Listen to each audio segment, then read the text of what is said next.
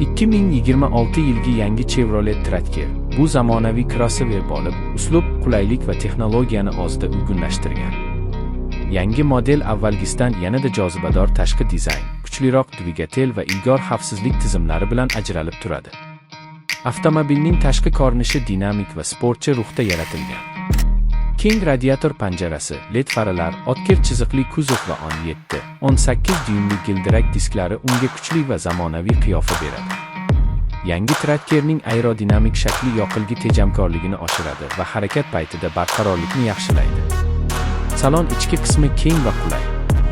O'rindiqlar yuqori sifatli charm yoki mato bilan qoplangan bo'lib, old o'rindiqlar isitish funksiyasiga ega. 10 dyuymli sensorli multimedia tizimi Android Auto va Apple CarPlay'ni qo'llab-quvvatlaydi.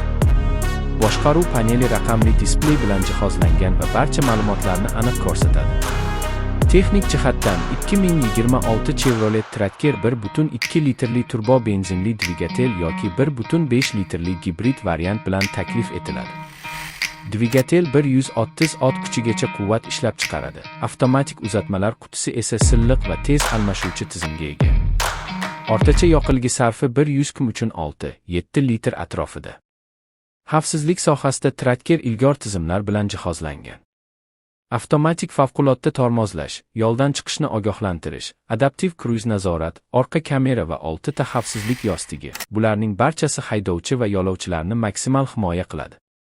Yangi Chevrolet Tracker'da shuningdek, kalitsiz kirish, dvigatelni masofadan ishga tushirish, parkovka sensori va 360 ko'rish tizimi kabi zamonaviy funksiyalar mavjud. Narxi bozoriga qarab o'rtacha 26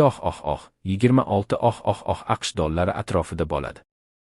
Bu model oilaviy foydalanish uchun juda mos bo'lib, yo'l qulayligi, ishonchliligi va zamonaviy ko'rinishi bilan ajralib turadi.